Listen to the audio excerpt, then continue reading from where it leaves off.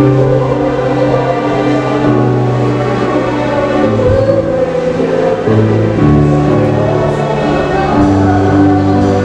pangalan po ng Hallelujah. Yes. Yes, Lord. Yes.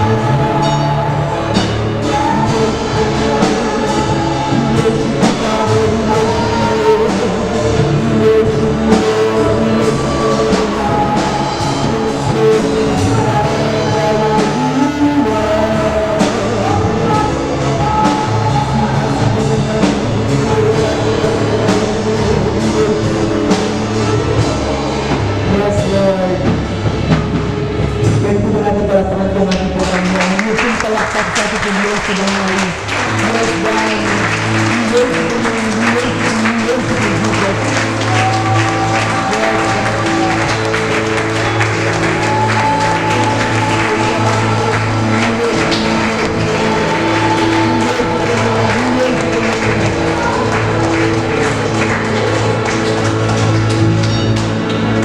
Kahit hindi namin sabihin sa ating Diyos na buhay, dakilang Diyos, tunay po na nagpapasalamat po kami muli sa umagang ito na binigay mo po sa amin, at nagpapasalamat po kami sapagkat tunay na kasama ka namin sa aming kalagitnaan sa oras na ito. Thank you, Lord, for allowing us to worship you, Lord, in Spirit and in truth. Buong puso po namin inahandog sa iyo ang aming mga witin at mga papirit pagsamba po na ito, at naway ka namin ng tunay na kalaguran, kawawalatin karangalan sa aming po mga buhay, at maraming pong salamat sa pagkakataong ito. Hindi po kami magsasawa na tunay na ito ay sambahin at dakilain sa aming mga buhay. Nagpapasalamat din po kami sa Banal na Espiritu mo na siyang malayang kumilo sa aming kalagitnaan, at dalayan ko rin nga po, Panginoon, sa oras na ito na sa aming pagpapatuloy, patuloy mo po kaming pangunahan sa aming pong pag-aaral po na ito. We prepare your people, O God. Prepare mo kanilang mga puso't isipan, kanilang mga buhay, at tunay po na magpahayag ka sa kanila, at ang bawat sa kanila ay tunay po na mapagpala. Even samahan mo rin po ako sa aking pagtutuloy po na yung salita dakilang Diyos, at dalayan ko rin ang kapahayagan mo, karunungan mo ipagalo mo po sa akin, at even Lord, higit sa lahat, ang dakilang pangalan mo lamang ang siyang aming pumaitas at maparangalan sa aming pong kalagitnaan sa oras na ito. Kaya Lord, we commit everything to your hand. Walang uuwi, Panginoon, hindi pinagpala. You will bless them indeed by your power and by your Holy Spirit. At higit sa lahat, maluwalhati at maparangalan ka. Ito pang aming dalangin sa pangalan ng Jesus, tayong lahat ay magsabi ng Amen. Amen, Amen, Amen, Amen, Amen. Ano po, praise the Lord. Purihin po natin po, Panginoon. Amen. Ano po, so praise the Lord. Okay, ano po, isa pong mapagpalang umaga po sa ating pong lahat. Ulitin ko po, isa pong mapagpalang umaga po sa ating pong lahat. Amen, ano po. Pwede po bang pakikaway-kaway yung ating pong mga kapatiran? Hello, kaway-kaway lang po yung mga kasama po natin, ano po.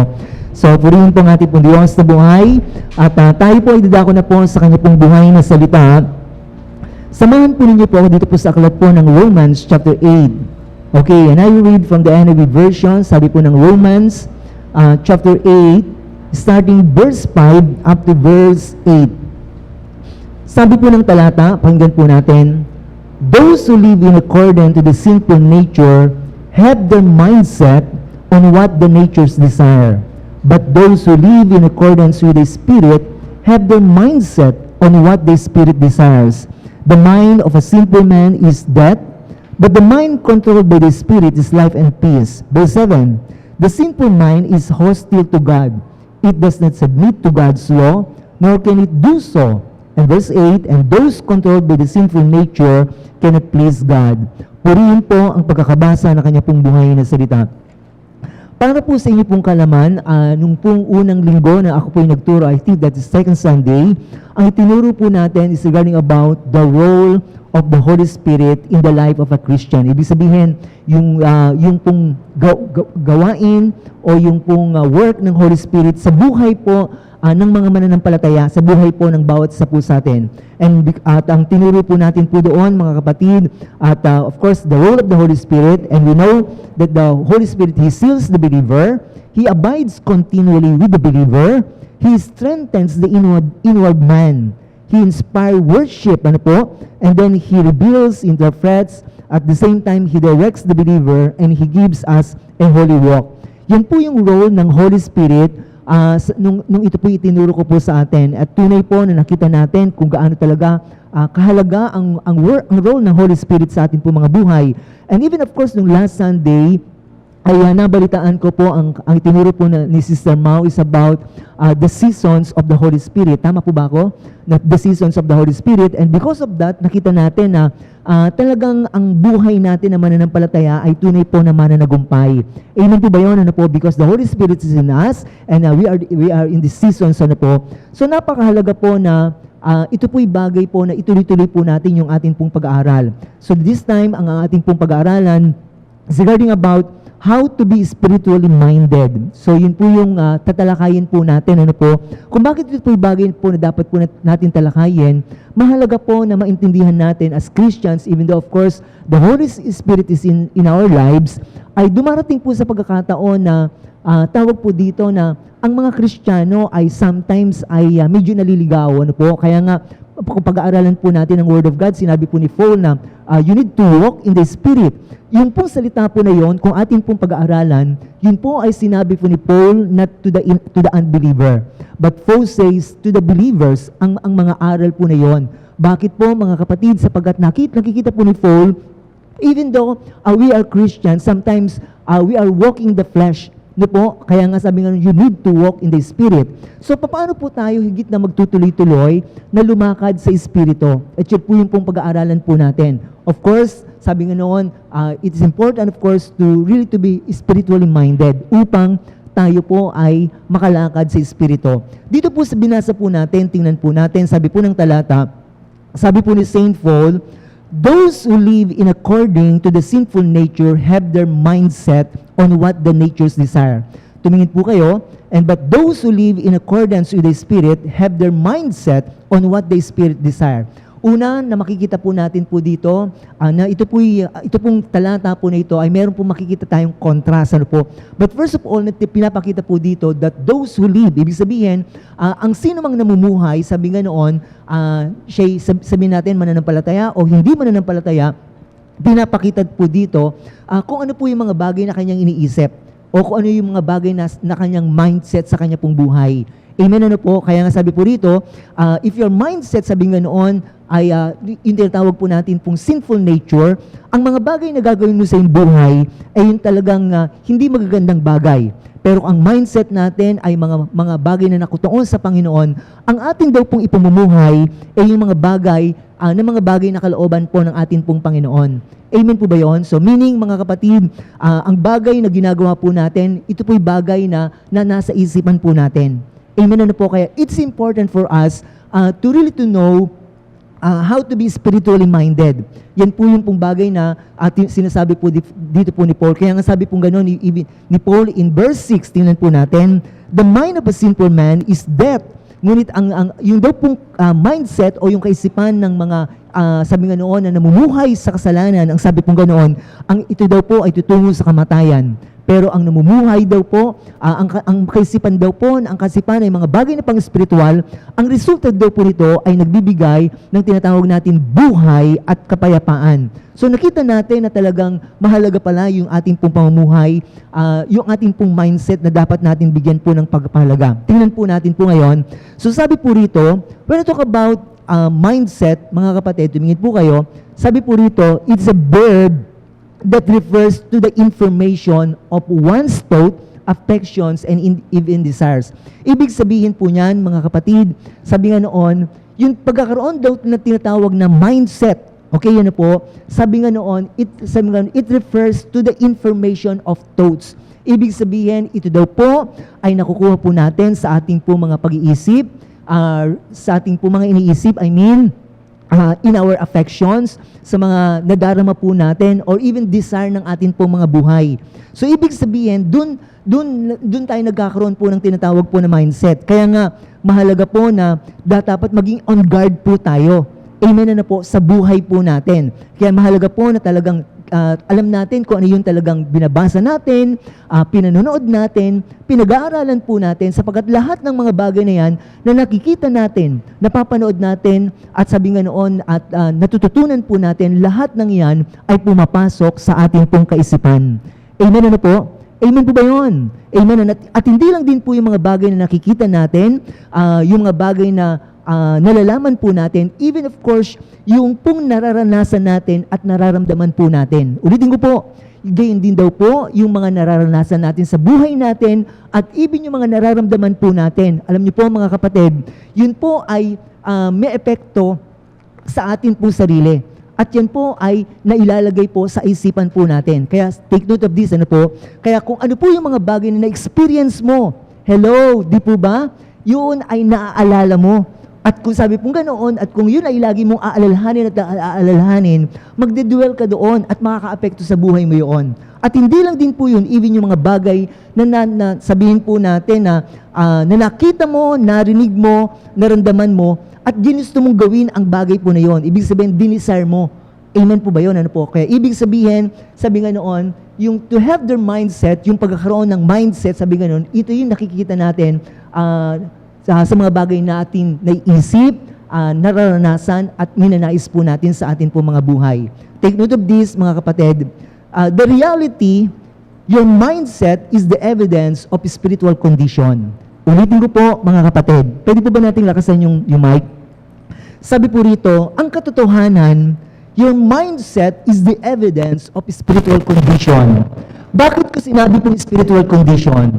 Sapagkat mga kapatid, believers ka man o unbeliever ka man, kung ano yun nagiging kaisipan mo, sabi nga yun yung nagiging katiyakan o evidence or katunayan kung ano yung kalagayan ng spiritual na buhay mo. Kaya napakahalaga pala na ang ating kaisipan, yung mindset po natin, ito po ay dapat tayo po yung maging maingat. Sabi po ni John R. Stott, sabi niya po ganoon, our mindsets expresses our basic nature as Christian. Ibig po sabihin, yung daw mindset natin, ito daw po ay nagpapakita, sabi po ganoon, yung basic nature natin, yung pangunahing buhay natin bilang isang Kristiyano or even non-Christians o kung ikaw man ay hindi Kristiyano. Kaya nakita natin po dito na meron palang nakikita sa atin po mga buhay. Kaya nga tawag po dito, kung ikaw ay talagang Kristiyano at mananampalataya ka, lumalabas ang salita ng Diyos sa buhay mo o sa bibig mo, at nakikita sa buhay mo, mga kapatid, nalalaman po nila that you are a Christians. Amen po ba yun? Ano po? Kaya sabi po dito, ulitin ko po, our mindset expresses our basic nature as Christian or non-Christian and has eternal consequences. Kaya yung mga bagay na nasa isip mo, at ito yung bagay na nakikita na ginagawa mo, tumingin po kayo, lahat na yon ay merong consequences. Mabuti man o masama, meron pong tinatawag na consequences. And another thing, sabi po rito, and concerns our fundamental attitude toward God. Ano ibig sabihin po nito? Ang ibig po sabihin po nito, mga kapatid, kung ano yung nasa isip mo, mga kapatid, sabi nga nun, ito yung mga pangunahin, nagiging attitude mo tungo sa iyong Diyos, sa iyong Panginoon. Amen po ba yun? Kaya kung ano yung pananaw mo sa Panginoon, kung ano yung mga bagay na nasa isipan mo sa Panginoon, tumingin po kayo, yun po yung bagay na nagiging attitude mo sa Kanya. Kaya kung titingnan po natin, kung tayo po ay wala po ang salita ng Panginoon sa isipan po natin, hindi mo higit bibigyan ng pagpapahalaga ng pansin ang Panginoon sa buhay mo. Kasi yun yung nagiging attitude mo eh. Amen po ba yun? Kaya napakahalaga pala, alam natin kung ano yung, kung saan nakatuon ang ating pong kaisipan. Kaya this time, mga kapatid, it is important for us really to learn, of course, how to be spiritually minded. Amen po ba yun? Ano po? So, tingnan po natin, ano po, sabi rito, how to set our mind on spiritual things. Ulitin natin, ano po, how to set our mind on spiritual things. Paano po ba natin itutuon yung ating kaisipan sa mga spiritual na bagay? Unang-una, sabi po rito, you need to fill your mind the Spirit's words. Ulitin ko po, kailangan daw natin punuin ang ating isipan, sabi nga noon, ng mga salita ng ating pong Panginoon. So, mahalaga po ang bagay po na ito, na bigyan po natin ng pansin. Why? Because sabi po ng 2 Corinthians chapter 3, verse 16, pwede ba nating basahin po yon? Sabi po ng 2 Timothy, tingnan natin ano po, 2 Timothy chapter 3, verse 16, all Scripture is God-breathed, and it's useful for teaching, rebuking, correcting, and training in righteousness. First of all, sabi po ng Bible, all Scripture. Ibig sabihin, ang kabuuan ng kasulatan, ang sabi pong ganoon, is God-breathed. When we say God-breathed, it means ito ay kinasihan ng Diyos. Binigyan ng buhay ng Panginoon. Ang kabuuan ng kasulatan po na iyon. Amen na po? At dahil ito ay kinasihan ng Diyos, binigyan ng buhay ng Panginoon, binigyan ng kapangyarihan ng Panginoon, ang salita po na ito ay nagagamit sa pagtuturo, for teaching. And not only for teaching, for rebuking. Ibig sabihin, kung ikaw ay nagkakamali, sabi nga noon, tunay na ipinapakita sa iyo na mali ang iyong ginagawa. Amen na po, correcting. Kung nagkakamali ka, itinatama ka. Hindi lang ipinapakita sa iyo kung ano yung maling ginagawa mo, kundi ang salita ng Diyos ay nagtuturo sa iyo kung ano yung tama na dapat mong gawin. At hindi lang din po yun, ang sabi nga noon, even training in righteousness. Itinuturo din sa iyo, hindi lang yung tama, kundi itinuturo din sa iyo yung matuwid at tamang pamumuhay ng salita ng atin pong Panginoon. Amen po ba yun? Yan ang salita ng atin pong Panginoon. So it is important, sabi nga noon, ang salita po na ito ay tunay po na higit nating nababasa at napapag-aralan, so that the man of God may be thoroughly equipped for every good work. So nakita natin kung ano ang salita ng ating pong Panginoon. Sabi po ng John chapter 6 verse 63, tingnan po natin. According to John chapter 6, sabi ganoon, the Spirit gives life. Ang Spirito ay nagbibigay buhay. And the flesh counts for nothing. Ano daw po mga kapatid?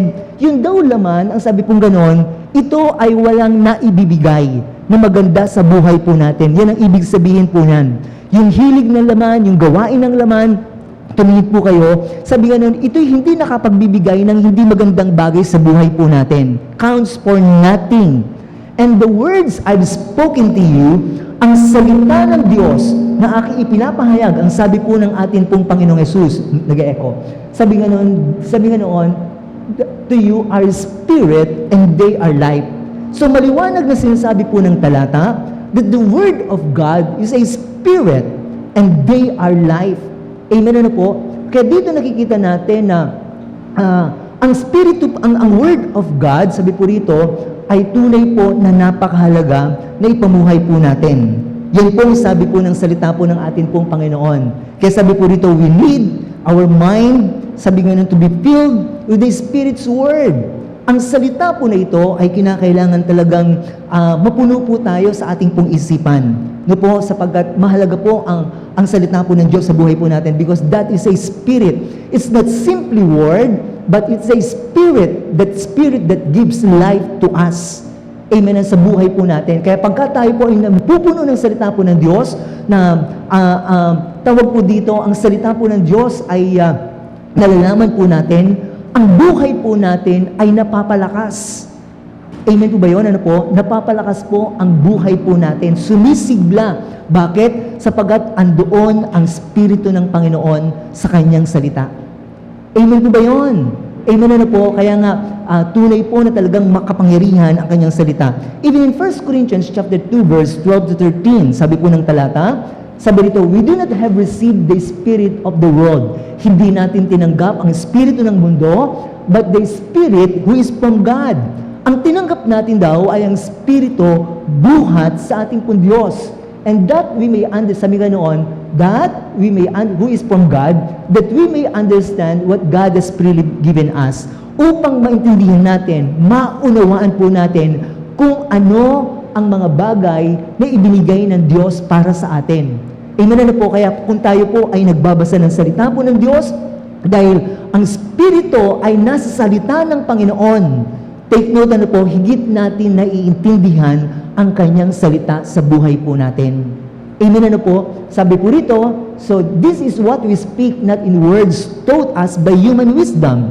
Ang sabi nga noon, ang mga aral na ito, sabi nga noon, ang mga tinuturo ko sa iyo, sabi nga noon, hindi ito galing sa karunungan ng tao, kundi ang mga salita na ito, sabi nga noon, is taught by the Spirit. Ano po daw po sabi? But in words taught by the Spirit. Ang salita na ito, sabi nga noon, ito'y turo ng Espiritu. Kaya pagka nagbabasa ka, mga kapatid, mismo ang Espiritu ng Diyos, ang tunay po na nagtuturo sa atin, ang nagpapahayag po sa atin. Kaya tunay po na tayo po'y lumalago sa ating pong buhay pananampalataya. And that words, not simply words, but expressing truths. Ibig sabihin, yung salita na ito ay tunay po na nagpapahayag ng katotohanan, na mga bagay na hindi natin naintindihan minsan na unawaan, pero dahil ito'y nababasa po natin, tumingin po kayo, nagkakaroon tayo ng higit na kaunawaan at kaliwanagan. Amen po ba yun? From these spiritual words. What do we mean by this? These passages show us that the Spirit communicate through Scriptures. Ibig po sabihin, ang kanyang salita, ang Espiritu ng Diyos ay nagko-communicate sa atin sa pamamagitan ng kanyang salita. Kaya tumingin po kayo mga kapatid, kaya dito nakita natin na napakahalaga pala na ang salita po ng Diyos ay binibigyan po natin ng pansin at pagpapahalaga sa buhay po natin, sapagkat sabi pong ganoon, doon ang isipan po natin ay nagkakaroon po ng pagbabago. Hindi magkakaroon ng pagbabago ang isipan po natin, sabi nga noon, kung hindi po natin pupunuin ng salita po ng Diyos ang atin pong isipan. Kaya it's important po us to read and to read. Amen po ba yun? And not only to read, but even, of course, to study, to meditate His Word. Sabi po rito, the Spirit works in tandem with the Word. Ibig sabihin, ang Espiritu ay gumagawa in partner with His Word. Amen po ba yun? Yun pong sabi po dyan. Kaya sabi po ng John chapter 8 verse 32, if you shall know the truth will set you free. Amen na po? Ano po ibig sabihin nun? The Spirit works in tandem with the Word. Ibig sabihin, ang Espiritu, sabi nga noon, ay tunay na gumagawa. Sabi nga kasama niya, sabi nga noon, siya'y gumagawa mula, sabi nga noon, doon sa kanyang salita. Kaya sabi po ng John chapter 8 verse 32, then you will know the truth, and the truth will set you free. Kaya pagka nalaman mong katotohanan, ang katotohanan ay nagpapalaya po sa iyo. Amen na po? So mahalaga pong mga bagay po nito. Kaya the more you know, of course, sabi nga noon, sa mga bagay na mga nalaman po natin, na-receive po natin, take note of this, pero minsan ang mga bagay na na-receive po natin ay buhat sa mundo, pero ang salita po ng Diyos ay nagbibigay po sa atin ng tunay po na kapahayagan upang mapalaya tayo sa mga bagay na naisip po natin sa mga bagay sa mundo.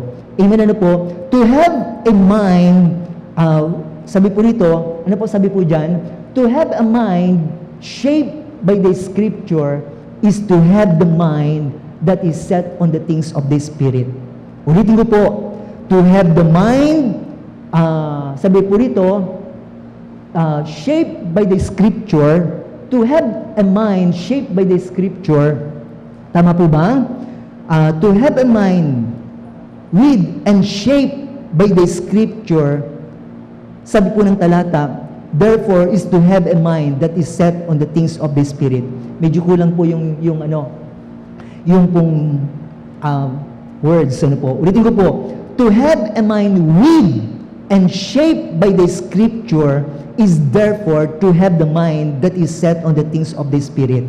Kaya sabi nga noon ko, ang mind natin, sabi nga noon, ito'y napuno at na-shape ng salita ng ating pong Panginoon. Ano daw pong nangyayari, mga kapatid? Nagkakaroon tayo ng kaisipan ng mga bagay patungkol sa Espiritu. Ano pong resulta po noon? The result is, number one, sabi po rito, sabi ganon, you look at life from God's perspective. Ibig po sabihin po nito, tumingin po kayo mga kapatid, sabi nga noon, pagka ang isipan natin ay napupuno ng salita ng ating pong Panginoon, tumingin po kayong lahat, yun daw pong buhay po natin, tinitingnan po natin sa perspektibo ng Diyos. Hindi sa sarili nating perspektibo. Nakuha ba natin? Minsan kasi, ang lagi po nating tawag po dito, nakikita yung sarili po natin. Gusto natin gawin ang mga bagay na ito, marami tayong gustong bagay sa sarili nating kagustuhan, sa sarili nating perspektibo. Pero take note, ang Word of God, dahil yan po ay salita ng Panginoon, tumingin po kayo at galing sa Panginoon, pagka yan ay pumapasok sa puso't isipan po natin, inaalis ng Panginoon yung mga bagay na perspektibo po natin. Inilalagay niya yung perspektibo po ng Diyos. Minsan po kasi, tumingin po kayo, tawag po dito, iniisip natin, take note, pagka tayo po ay sabihin po natin, nagbigay po tayo, ang inisip natin, mawawalan po tayo. Yun ang perspektibo natin. Di po ba mga kapatid? Pero ano po ba ang perspektibo po ng Diyos? Ang perspektibo ng Diyos, tumingin po kayo, pagka nagbigay ka, sinasabi sa iyo ng Diyos, hindi ka mawawalan, bagkos dadagdagan ka. Amen po ba yun? Amen po ba yun? Palapakan po natin ang ating pong Panginoon. Amen, ano po?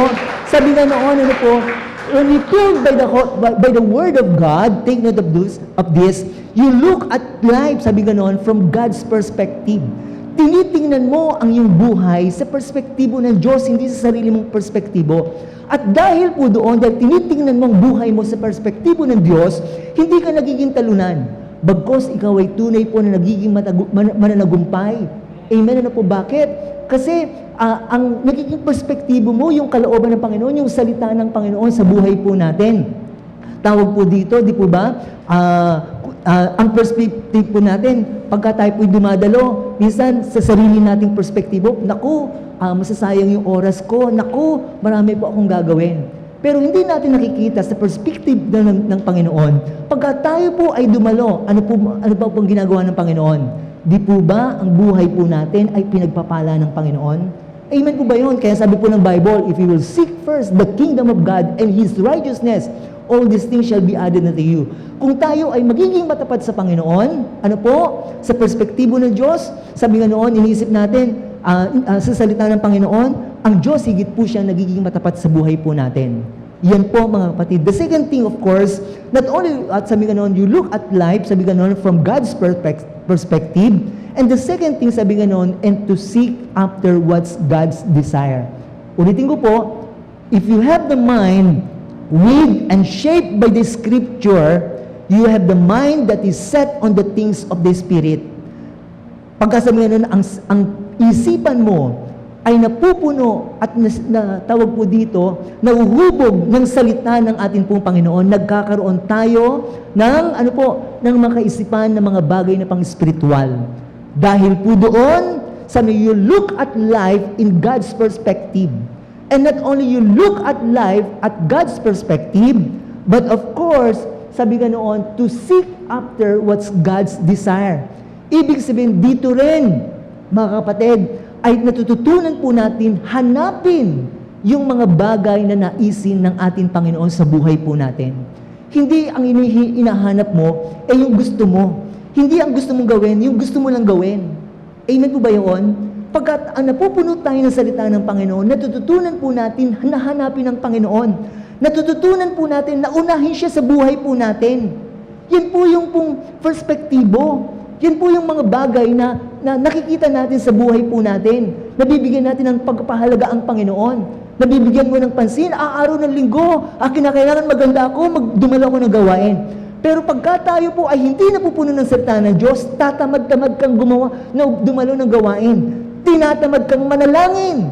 Tinatamad kang sumamba sa Panginoon. Tinatamad ka na dumalo ng gawain.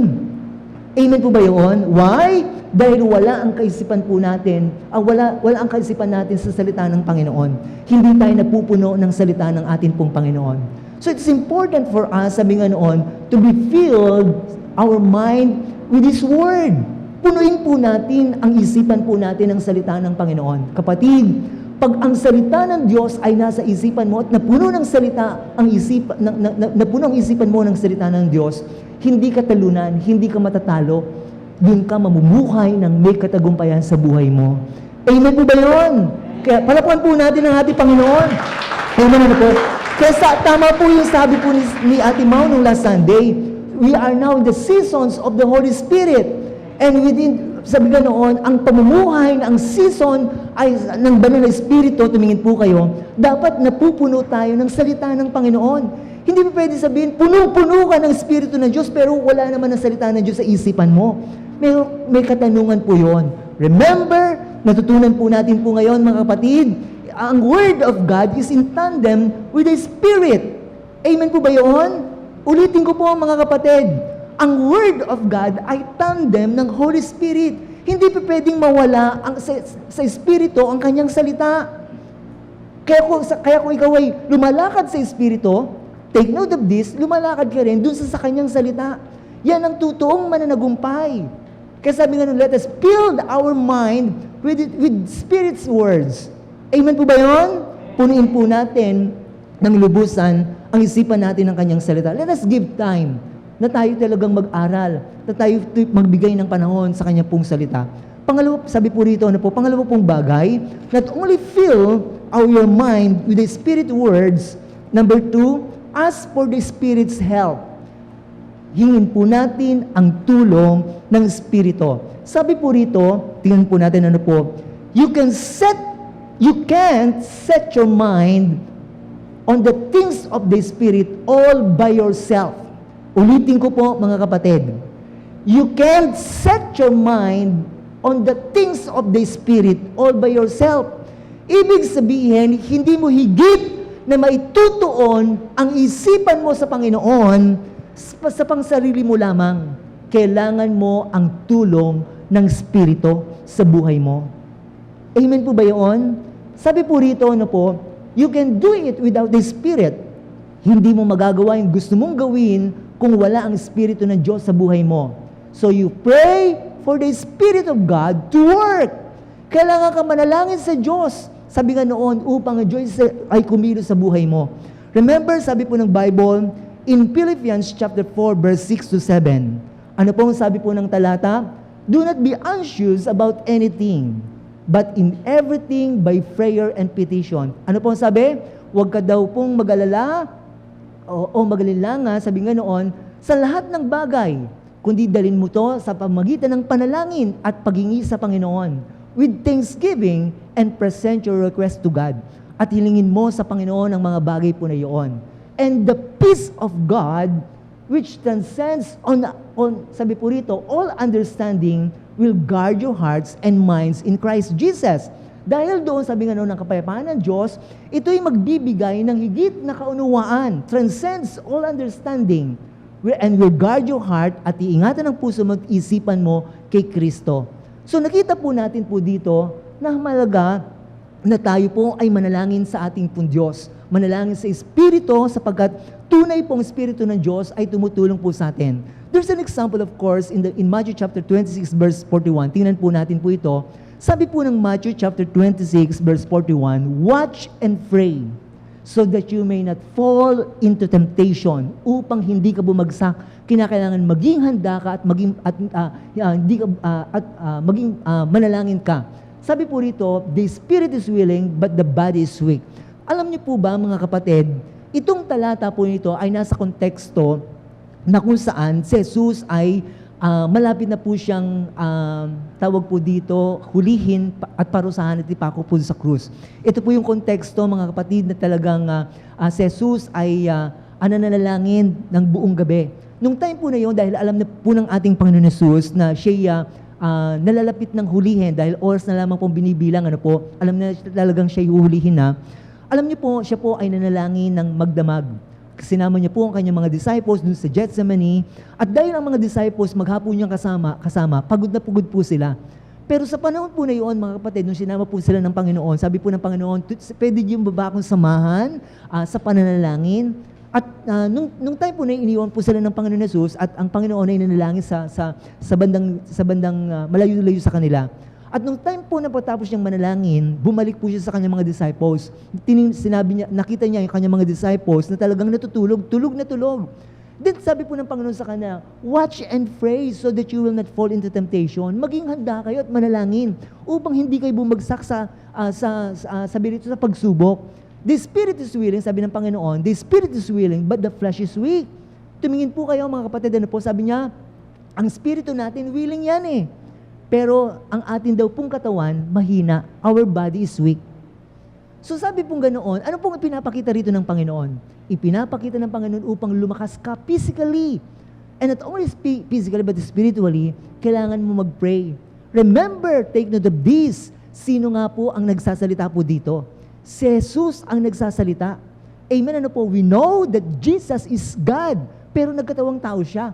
Pero alam niya na siya Diyos, tumingin po kayo. But He gave times in prayer.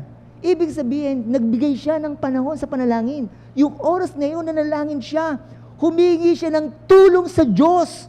Humingi siya ng tulong sa Espiritu upang makayanan niya yung pagsubok na darating sa kanya. Ano yung pinapakita ng Panginoon? Ibig sabihin, kailangan niyang manalangin sa Espiritu upang tulungan siya dun sa kanyang haharapin. Kung ganon ang ipinapakita ng Panginoon, ganon din ang ipinapakita ng Panginoon sa buhay po nating lahat. Kailangan natin higit na manalangin sa Espiritu upang tayong lahat ay tunay po na magkaroon po ng kalakasan. Amen po ba yun? So sabi nga noon, the spirit is willing, but the body is weak. So para maging managumpay tayo, para magtagumpay tayo sa buhay natin ng tuloy-tuloy, dapat lagi kang nananalangin sa Diyos. Lagi kang nananalangin sa Espiritu. Kailangan natin ng kalakasan niya sa buhay natin. Amen! Palapakan po natin ang ating Panginoon. Amen! Amen! Ano po?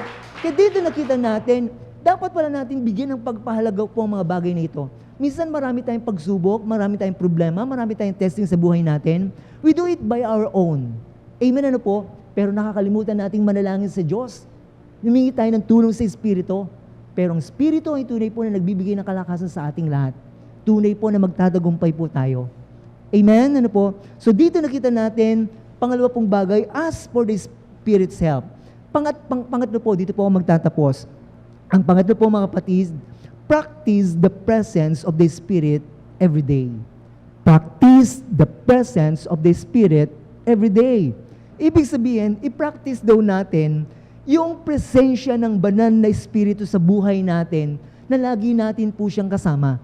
Alam niyo po ba mga kapatid, yung makita mo ng Espiritu ng Diyos ay laging sumasama sa iyo, higit na kailangan nating gawin ay yung tayo ay higit na magkaroon ng higit na ugnayan sa ating pong Diyos, sa ating pong Panginoon.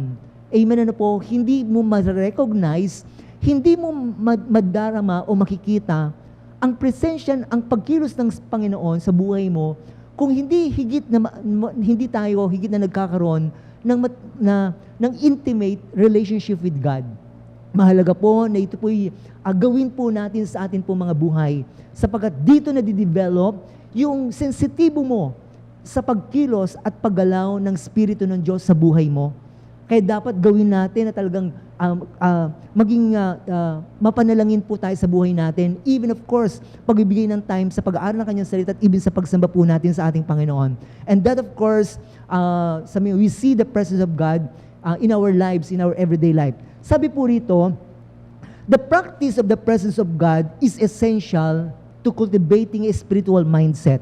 Ulitin ko po, ang sabi po rito, the practice of the presence of God is essential to cultivating a spiritual mindset. Okay, medyo nagkadikit yung A, sa cultivating. Ulitin ko po, the practice of the presence of God is essential. Ibig sabihin, yun daw po i-practice natin na palagian na nakikita natin, ang nasisense natin, or tawag po dito, na-recognize natin ang presensya ng Diyos sa buhay natin ay tunay po na napakahalaga ang bagay po nito. Essential. Pag sinabi pong essential, mahalaga. Amen, ano po? And because of that, sabi po rito, it's cultivating a spiritual mindset. Bakit? Sapagkat kung alam mo, sabi nga nun, andyan palagi ang Espiritu, lagi mo siyang kasama, at lagi mo siyang i-acknowledge sa buhay mo, tunay po na magiging sensitive ka rin sa mga bagay na kanyang sinasabi sa iyo. Amen po ba yun, mga kapatid, ano po? At dahil po doon, of course, tawag po dito, yung ating pong pag-iisip, take note of this, higit mo mabilis na nakikita at nalalaman yung mga bagay na kalooban po ng ating pong Panginoon sa buhay po natin. Amen? Kaya napakahalaga pala, sabi nga noon, yung tinatawag po natin pong practicing, of course, the presence of God in our life, in our everyday life sa buhay po natin. That's a mindset on the things of the Spirit. Amen, ano po, yung ganito pong mga bagay. Alam niyo po, kanina binasa po natin, balikan po natin yung Romans chapter 8, verse 5 to 8, ano po. Sabi po rito, those who live in according to the sinful nature have their minds set on what the natures desire.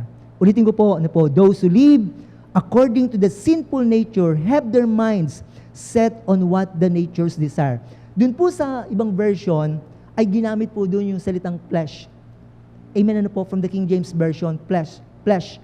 Ibig sabihin po noon, when we say flesh, tumingin po kayo, ang ibig po sabihin po noon, by flesh doesn't mean our material bodies or natural instinct. Hindi daw po yung tinatawag po natin natural body, but rather, an entire human nature outside of Christ. Ulitin ko po, yung salitang flesh, mga kapatid, this is a entire human nature outside of Christ. Pag ibig sabihin, ito yung buhay po natin na malayo tayo sa Panginoon o wala ang Panginoon sa buhay natin. Amen po ba yun? Kaya tayo po before, we are living in our flesh. Amen, ano po, sapagkat wala ang Panginoon sa buhay po natin. Lahat ng ginagawa po natin ay mga bagay na hindi kalugulugod sa Panginoon. Pero dahil ang Espiritu ng Diyos ay nasa atin po na ngayon, tumingin po kayo, ang pamumuhay po natin ay dapat na pamumuhay ayon sa Espiritu ng Diyos. Ibig sabihin, tawag po dito, wala ka na doon sa ganung pamumuhay, ng mga lumang pamumuhay na wala sa Panginoon, kundi nandito na ngayon sa pamumuhay sa Espiritu, dahil ang Panginoon ay nasa ating po mga buhay. Alam niyo po ba, mga kapatid, higit po natin paigtingin ang bagay po nito sa buhay natin sapagkat nais ng Panginoon na tunay na tayo po'y lumakad sa Espiritu. Ang paglakad sa Espiritu, tumingin po kayo, in a practical way, hindi yung lagi kang every time, lagi ka nasa kwarto, nagpe-pray ka, wala kang ginawa, kundi magbasa ng salita ng Diyos, wala kang ginawa. Ibig ko po sabihin nga noon, to walk in the Spirit, take note of this, even though anumang mga bagay na ginagawa mo, tumingin po kayo, lagi dapat ang mga bagay na yun ay ginagawa mo sa kalooban ng atin po Panginoon o nabibigyan ng kalawalatian ng Panginoon. Tumingin po kayo, bigyan ko ng example. Kanina in-explain ko po ito. Ang jogging ba masama? Pagka ikaw nagja-jogging, masama po ba? Hello? Tumingin po kayo, sino nagja-jogging po dito? Wala. Hello? Walang nagja-jogging? Ano po, kailangan natin yan, kapatid. Biking, ano po. Sabi nga noon, pagka nagbabike ka o nagja-jogging ka, hindi masamang bagay yun. Amen, ano po? Pero bakit siya nagiging masama pagka nagja-jogging ka? Alam niyo kung ano? Pagka nag-jogging ka, ang motibo mo, makapag-relax, makapag-exercise, at tawag dito, mapalakas ang iyong katawan, nabibigyan ng kalawalatian ng Panginoon mo. Pero pagka nagbabike ka o nagja-jogging ka, gusto mo lang makakita ng magagandang babae at makapanligaw sa marami sa kanila. Mabuti ba o masama? Kalooban ba ng Panginoon o hindi? So, ibig sabihin, nasa atin daw pong motibo o sa mga bagay na ginagawa po natin. Amen po ba yun? Alam niyo po, yung paghawak ng cellphone, tumingin po kayo, masama ba na magkaroon ka ng maganda at pinakamahal na cellphone? Hello? Tanungin ko po kayo, masama ba na magkaroon ka ng maganda at pinakamahal na cellphone? Hindi masama. Amen po ba yun? Nagiging masama, sabi nga noon, na ikaw ay magkaroon ng magandang cellphone at mahal na cellphone kung ang cellphone na ito ay ginagamit mo sa panonood ng mga bagay na hindi magaganda. Or mga bagay na, sabihin natin, magbibigay sa iyo ng pagkakasala.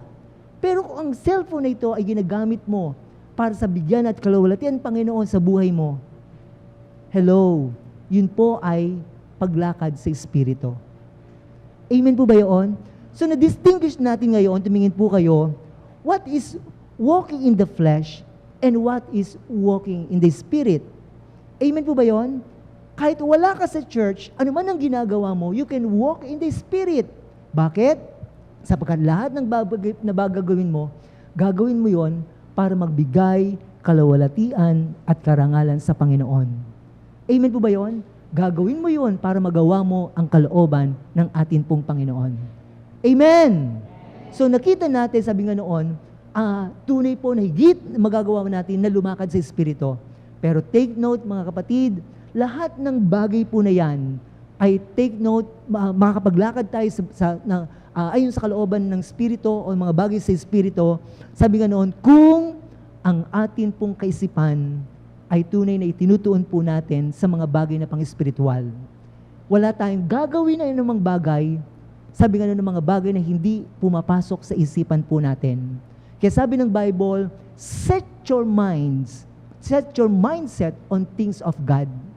Kaya sa buhay natin, bilang isang Kristiyano at bilang isa pong mananampalataya, higit natin punuin ang puso at isipan po natin ng Kanyang salita upang magawa po natin ang mga bagay na kalooban ng Panginoon, magawa natin ang maraming bagay, magawa natin ang matatagumpay na bagay sa buhay po natin. Sapagkat kung ginagawa, sabi nga po, ang punong-puno ng ang isipan natin ng Kanyang salita, tunay na lagi tayong gagabayan ng Panginoon sa tama, sa maayos, at sa ikatatagumpay ng atin pong buhay. Amen po ba yun?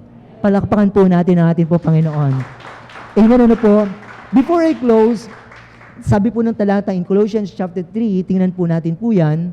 Okay, ano po? Sabi po ng Colossians chapter 3, verse 1 and 2, since then you had been raised with Christ, set your hearts on things above, where Christ is seated at the right hand of God. Set your minds on things above, not on earthly things. Ano po ang sabi po ng talata? Since then you have been raised with Christ. Ngayon na ikaw ay kasama ni Kristo na nabuhay sa kamatayan. Amen, ano po? By faith, nung tinanggap natin si Jesus bilang isang tagapagligtas, tumingin po kayo, hindi lang tayo pinatawad ng Panginoon at nilinis ng Panginoon sa ating mga pagkakasala. Mga kapatid, by faith, kasama rin tayo na nabuhay na muli doon sa kamatayan. Ibig sabihin, mga kapatid, ang kasalanan ay napagtagumpayan na po natin. So, ibig sabihin yan, mananagumpay ka na. Hindi na tayo dapat namumuhay doon sa kasalanan. Yan ang ibig sabihin yan. Kaya sabi ng talata, since then you have been raised with Christ. With Christ, kasama ka ni Kristo, na nabuhay sa kamatayan. Sabi nga noon, set your heart on things above. Ituon mo ngayon ang iyong puso sa mga bagay na panlangit. Ang sabi po ng salita ng Diyos, where Christ is seated at the right hand of God. Not only our heart, but even, of course, our mind. Take note of that. Sabi ng verse 2, set your minds on things above, not on earthly things. Hindi daw mga bagay dito po sa lupa. Mga kapatid, tunay po na napakahalaga pong bagay po na ito. Kahapon po, mga kapatid, ano po, nais ko lang po i-share. Nagkaroon po kami ng seminar regarding about the eschatology, the last things, ano po, dun po sa Bulacan, at lahat po ng mga pastors ay nadoon. Of course, sa pagbabahagi po ni Pastor Bobot ng salita na yun, ng aral po na yun, alam niyo po, higit kong naintindihan na yung bagay na pagtuturo niya, at hindi lang bagay na naintindihan, higit po ako na-encourage na talagang sa panahon po natin po ngayon, talagang mamuhay po tayo sa Espiritu. At sa pumuhay sa Espiritu, higit natin dapat talagang bigyan ng pagpapahalaga ang isipan natin ay magkaroon mapuno ng salita ng Panginoon. Bakit po? Alam niyo po ba mga kapatid, we are now in the last days. Dahil nasa huling panahon na po tayo, alam niyo po, ang description, ang pag-aaral po namin na yun, sabi nga noon, totoo po na darating ang rapture. Amen po ba yun? Dadagitin ng mga mananampalataya. Pero isang katotohanan po ang dapat po natin maintindihan at malaman. Hindi lahat ng Kristiyano mararapture. Bakit? Sapagkat hindi sila prepared. Yun po ang katotohanan. So ano po ibig sabihin po noon? Dapat po, sa panahon natin ngayon, dahil malapit nang dumating ang Panginoon, dapat maging handa po talaga tayo. Ang higit natin na binibigyan ng paghahanda at pagpapahalaga sa buhay natin, puro sa mga material na bagay. Hindi naman po masamang bigyan natin ng pagpapahalaga ang material na bagay. Pero baka nakakalimutan po natin yung mga espiritual na bagay. Naku po ba natin? Take note of that, mga kapatid. Higit po na mas mahalaga ang ating pong spiritual kesa po yung mga material po na bagay po na yan. Sapagkat ang resulta po noon is eternal life. Buhay na walang hanggan. Pero take note, sabi nga noon, kung hindi po tayo makasama sa rapture, mahirap po na makasama doon sa tribulation. Totoo po yan. At take note, possible, kung hindi ka masama sa rapture, baka hindi rin tayo maligtas doon sa tribulation. Yun po yung katotohanan. So this time, higit talaga natin talagang paigtingin yung atin pong buhay pananampalataya. Palakasin po natin. At kailangan po natin ng Espiritu ng Diyos, ang tulong ng Espiritu ng Panginoon sa buhay po natin upang tayo po higit na maging matatag, maging malakas, at hindi lang din po yun, upang ang buhay natin ay magtagumpay dito po sa lupa, dito sa mundo, sa mga bagay na hinaharap natin sa mundo, kailangan natin ng tulong ng Espiritu po ng Diyos. Palakpakan po natin ang Panginoon. Tayo tayong lahat. Tayong lahat ay mag-pray. Yes, Lord. Hallelujah, Lord Jesus. Yes.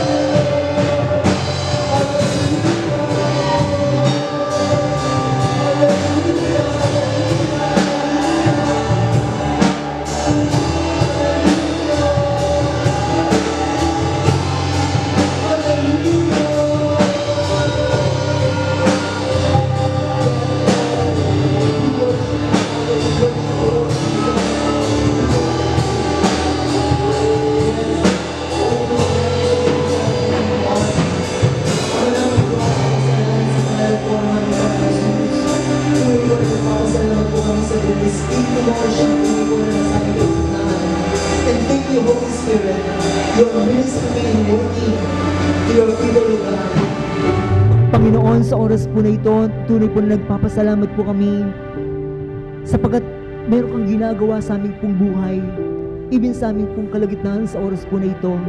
At maraming salamat dakilang Diyos sapagkat higit po na binibigyan mo po kami ng kaliwanagan at kunawaan. Lord, kung paano magkaroon ng kaisipan ng mga bagay patungkol sa mga bagay sa espiritual.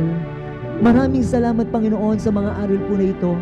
Ang dalangin ko po, Panginoon, ay tunay na ituro mo sa amin ang bagay na ito at tunay po na ma-apply namin ang mga aral na ito sa aming po mga buhay upang higit ang buhay namin ay mapuspos ng kapangyarihan mo, ng Espiritu mo, Panginoon, upang ang buhay po namin dito sa lupa ay magpatuloy na nagtatagumpay.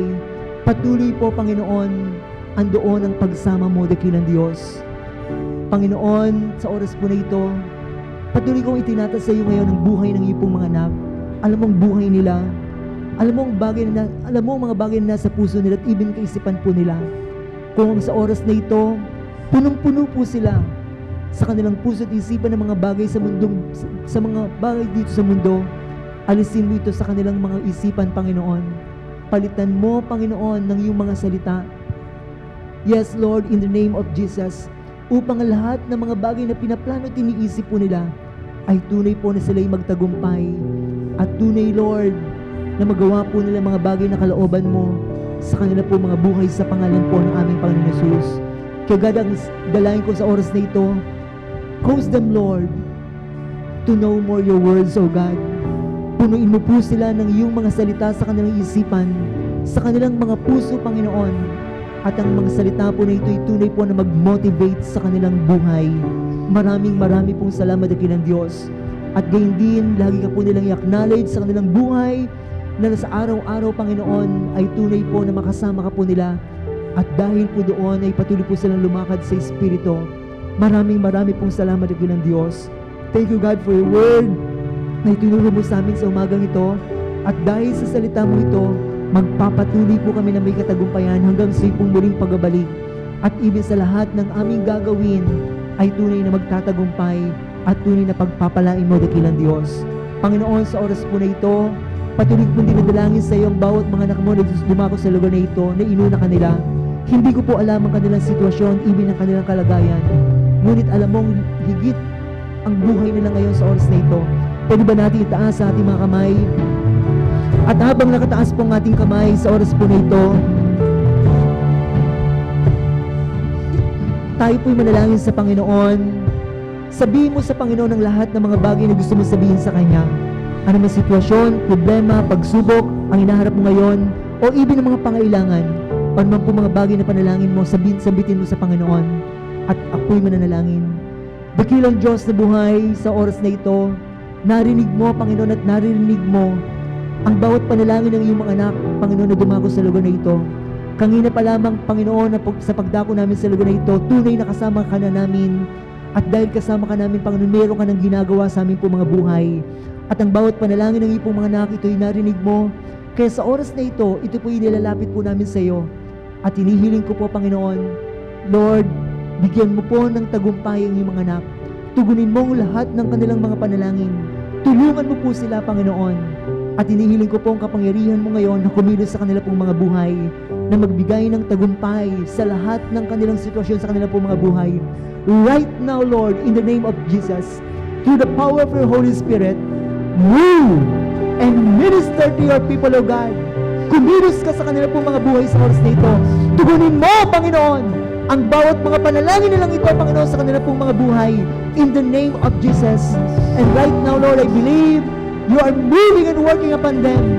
Sa pangalan po ng aming Panginoon Jesus, kinakatagpo mo na ngayon ang iyong mga anak. Pinagpapala mo sila, sinasagot mo sila, tinutugon mo sila, Panginoon. Pinagagaling mo sila, Panginoon, in the name of Jesus. Maraming salamat, Panginoon. At tinaangkin namin ang lahat ng ito, Panginoon, sa iyong pangalan. Kaya, Panginoon, sa pangalan ng Jesus, ang bawat mga anak mo, uuwi sila ng may pagtatagumpay. Uuwi sila na may kasagutan ng kanilang mga panalangin. Uuwi sila na tunay na matagumpay ang kanila pong mga buhay. Maraming pong salamat. Kaya akin pong dinideklara, Panginoon, sa oras na ito, na si Jesus ang Panginoon sa kanilang buhay. Dinideklara ko ang kumpletong kasagutan, kagalingan, pagpapala sa kanilang lahat, Panginoon. At wala na pong gawa at pakanakalaban na magtatagumpay po sa kanila. At ang mga anak mo ay patuloy na lalakad ayon sa iyong kalooban, ayon sa Espiritu, sa pangalan po ng aming Panginoon Jesus. Lord, ingatan mo ang iyong mga anak, balutan mo po sila ng banal na dugo mo, Panginoon, Walang gawat pa ka ng kalaban na magtatagumpay sa kanila. Even ang sakit at karamdaman, Lord, walang mga anak mo ang magkakasakit. Walang mga anak mo at membro ng kanilang mga pamilya ang tunay po na magkakasakit. Bagkos nandoon ang kalakasan, kalusugan magkatawan, even ang protection mo, even Lord, ang pag-iingat mo po sa kanilang lahat. Maraming pong salamat ng Diyos. Kaya nagpapasalamat po kami. Inangkin na po namin ang kasagutan sa mga panalangin po namin ito. Father, we thank you, we bless you and honor you. Palapan po natin Panginoon. Amen and amen. Amen. God bless you. Palakpak po muli! Sa ating Panginoon!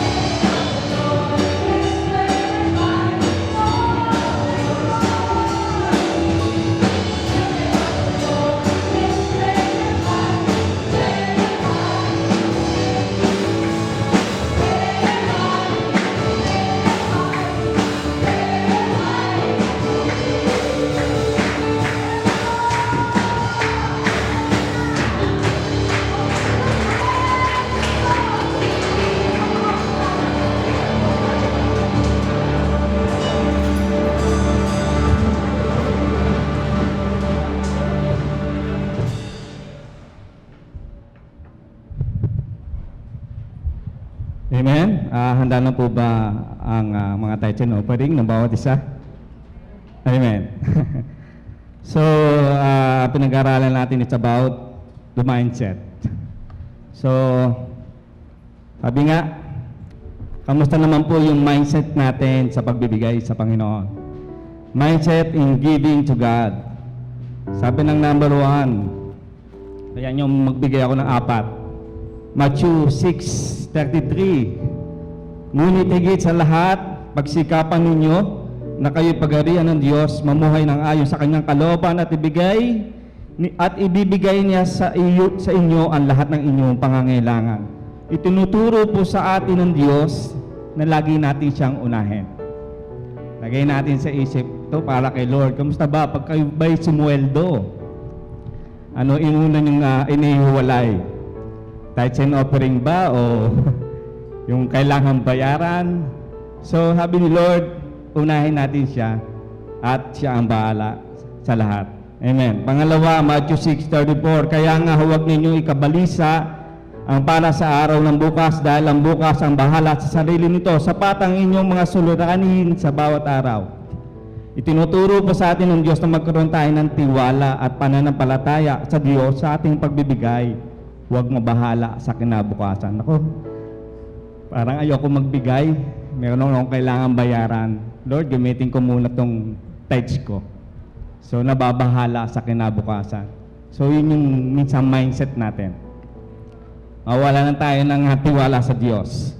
Pangatlo, Gawa 20:35, alalahanin natin ang mga salita ng Panginoon. Higit na mapalad ang nagbibigay kaysa tumatanggap.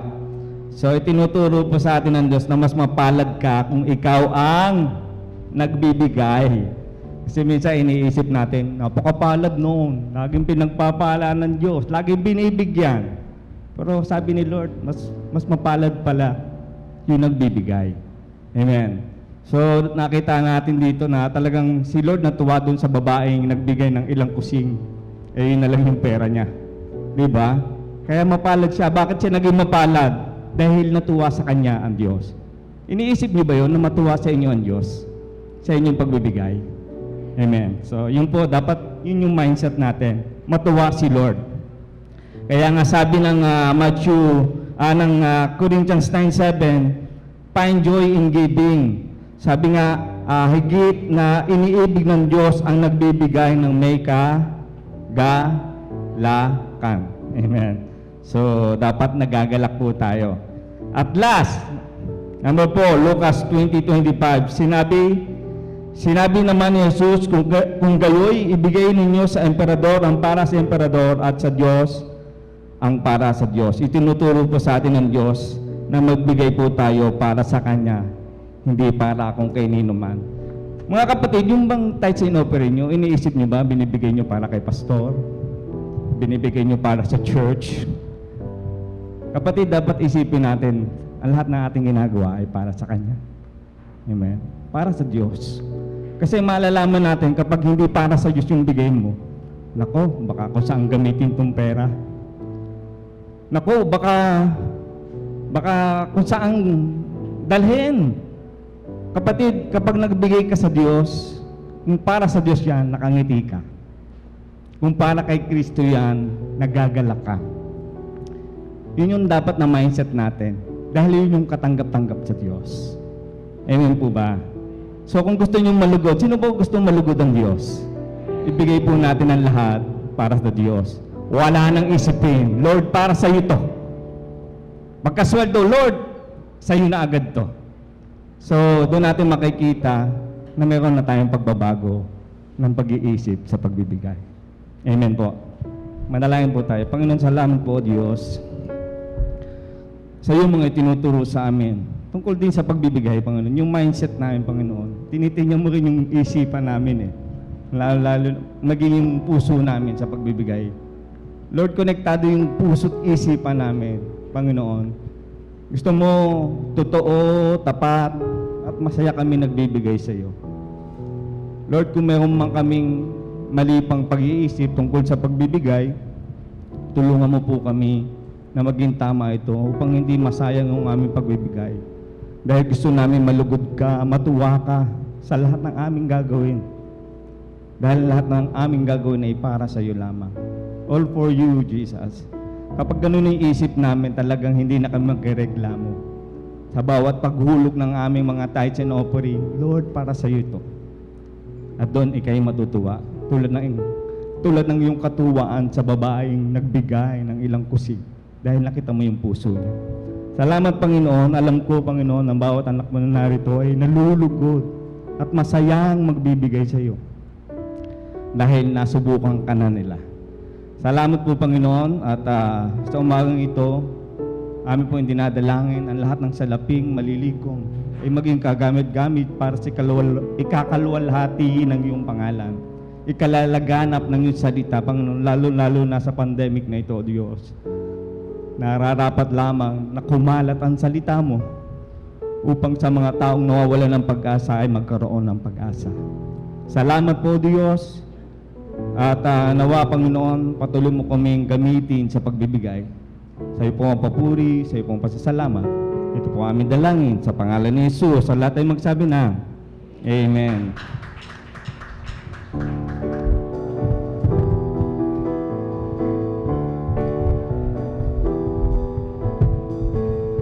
Dako na po tayo sa announcement. First of all, nais ko lang po magbigay po ng karagdagan dun sa shinare po ni Brother Gilbert. Ang pagbibigay po natin, una higit sa lahat sa Panginoon. Bakit po natin ibinibigay sa Panginoon ang bagay po na yun? Sapagat nais po natin na magawa at yung kalooban ng Panginoon to extend the kingdom of God. Every time na nagbibigay po tayo, alam niyo po mga kapatid, ang lahat ng binibigay po natin, ito ay for the extension of God's kingdom. Amen po ba yun? Kaya tunay po na talagang pinagpapala ng Lord ang ating pagbibigay. Bakit? Kasi when we give, talagang na-extend, dumalawak yung karya ng Diyos, marami pong tao ang mga naliligtas. So yun ang pinakapangunahin kung bakit tayo nagbibigay ng ating po mga ikapot mga handog. Okay, dako na po tayo sa announcement. Una pong announcement po natin, nais ko lang pong paalala sa atin, yung gawain po natin tuwing araw po ng linggo. Next Sunday po, first Sunday, meron po tayong communion at sa Sunday din po, ipagpapray din na po natin yung mga naging birthday celebrant ng mga starting, I think, March, April, May, and June, April, May, and June hanggang ngayon po, ipagpapray po natin yung mga birthday celebrant po na yon. Ganyan din po ay nais ko pong ipaalala po sa atin, sa pagdalo po natin, lagi po tayong magpalista ng atin, magpa-register, ng atin pong mga names para tawag po dito. Bahagi po kasi yun ng health protocol, yung pong pagpapalista po natin ng pangalan. Another thing po, nais ko lang din pong paalala, pag pumapasok po kayo dito sa church, praise the Lord po, naka-face mask po tayo, pero huwag niyo pong aalisin. Mga kapatid, so I advise po, pag nandito tayo sa church, huwag niyo pong alisin ang face mask nyo, tsaka yung face shield nyo. Kung kaya niyo rin pong magkaroon ng face shield, mas maganda po. Bakit po? Ano po yun protection, higit po na protection sa atin pong buhay yun. Amen po ba yun, mga kapatid? Sapagat ayaw natin mahawa o makahawa po tayo. So ayaw natin na may magkasakit po sa atin. Amen po ba yun? Kaya tayo po ay nagpapatupad po ng protocol. Sana naintindihan niyo po tayo. Ako lang po ang nag-aalis po ng mass dahil talaga nagtuturo, tsaka yung nasa worship, dahil mahirap pong kumanta at magsalita. Pero pagbaba naman po namin, nagalagay din ulit po kami ng face mask tsaka ng face shield. So yun lang po, paalala ko po sa atin. Another thing po, meron tayong ginagawa po na prayer meeting every Wednesday, 6:30 po yun ng gabi. Pero ang prayer meeting po natin is through virtual. Mga kapatid, ito po ay sa Zoom. At the same time, connected po ito sa Facebook page po natin. Sana mag-join po kayo. Every Wednesday po yun, 6:30 po yun ng gabi. Ganyan din po, every Sunday, bukod po sa Sunday worship service natin, meron na po tayong ginagawa po na different teaching. At ang pinag-aaralan po natin po dito is about eschatology, yung the last things, the second coming of Jesus Christ. Sinisiris ko po yan, pero dahil naging busy po ako ito pong nakaraang pong mga linggo po na ito, this afternoon wala po muna po tayo. Sorry po mga kapatid, siguro next Sunday na lang. At pero higit po na lalong magiging konkreto po yung pong pag-aaral po natin. Bakit po?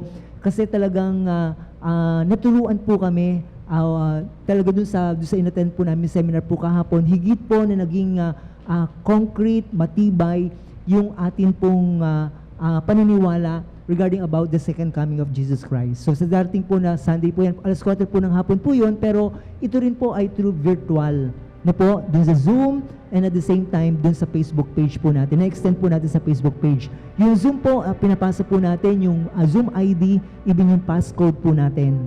So yun lamang po mga kapatid.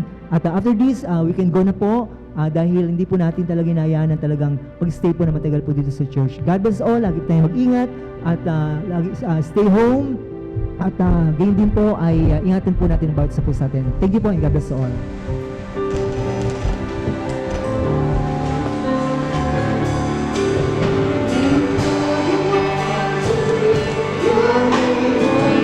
As po natin ang mga sa Diyos,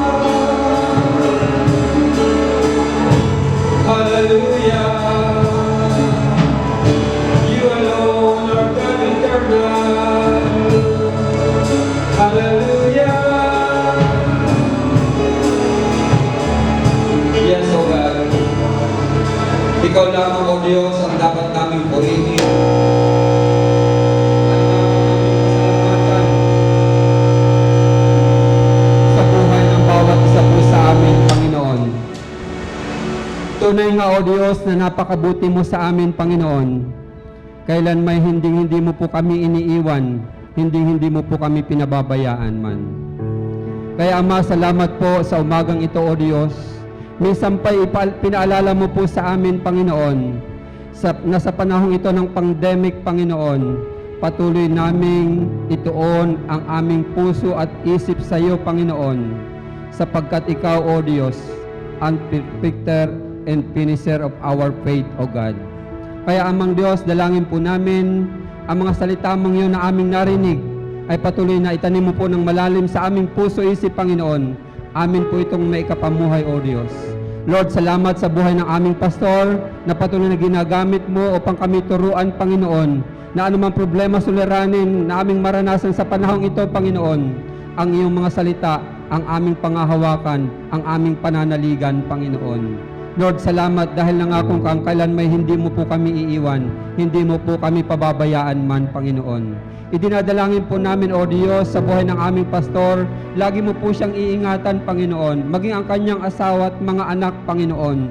Dalangin namin, Panginoon, na hallelujah, bibikisin mo po silang lagi ng isang pag-ibig na mula sa iyo, Panginoon.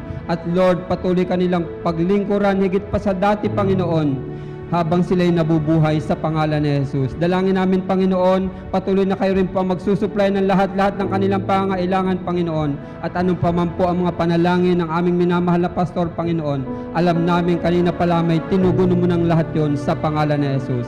Salamat po, O Diyos, maging sa mga kapatiran na umuna sa iyong gawain, Panginoon. Naniniwala kami kapag inuna namin ang iyong gawain, ang iyong katuwiran, Panginoon, idaragdag mo naman sa amin ang lahat-lahat ng aming pangangailangan. At ngayong umaga, O Diyos, kami uuwi na bit-bit, dala-dala ang mga pagpapalang walang sukat kalagyan sa aming mga buhay. At hindi po namin malilimutang laging ibalik sa iyo, Panginoon, ang lahat ng papurit pasalamat. Itaas po natin ang ating mga kamay. Hinihiling po namin ang iyong bendisyon ngayong umaga, O Diyos. Ang pag-ibig ng Diyos Ama, ang pagpapala ng Diyos Anak, at ang pakikipisan ng iyong banal na Espiritu ay lagi pong sumaamin ngayon, bukas at magpakailanman. Ang lahat po ay magsabi ng Amen. God bless you po and good day sa inyo lahat.